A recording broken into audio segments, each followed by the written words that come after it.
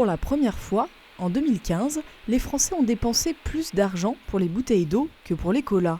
Le marché, très sensible à la météo, est extrêmement concurrentiel en France. Petit pousset du secteur, la Société des eaux d'Aix-les-Bains trace sa route depuis 30 ans déjà.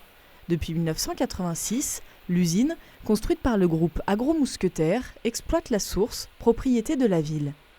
C'est une eau minérale naturelle, reconnue comme telle depuis 1906 par le ministère de la Santé.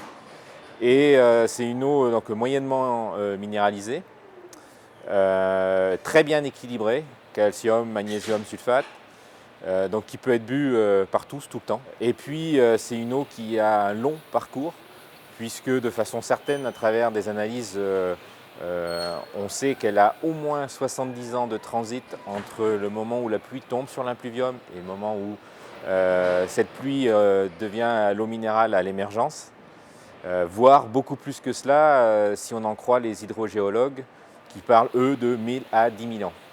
Dans les années 2000, le marché s'effondre, les Français privilégiant l'eau du robinet. L'entreprise aixoise rénove son usine en 2008 et propose, en parallèle de l'eau minérale, des bouteilles d'eau de source plus accessibles pour les consommateurs. Une stratégie gagnante puisque le chiffre d'affaires remonte. Il s'élève à 11,5 millions d'euros en 2015 et devrait augmenter encore en 2016. L'eau elle-même est eau minérale depuis 1906, donc elle a déjà 110 ans, qu'elle est exploitée depuis 1848, donc c'est une longue histoire qu'on espère bien prolonger. En continuant à se développer sur le régional, tout en étant bien sûr présent au niveau sur tout le territoire français.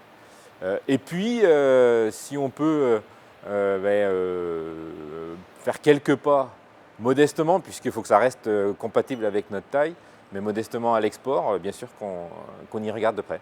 L'export ne représente aujourd'hui qu'1% des ventes. Cette année, près de 50 millions de bouteilles sortiront de l'usine d'Aix-les-Bains.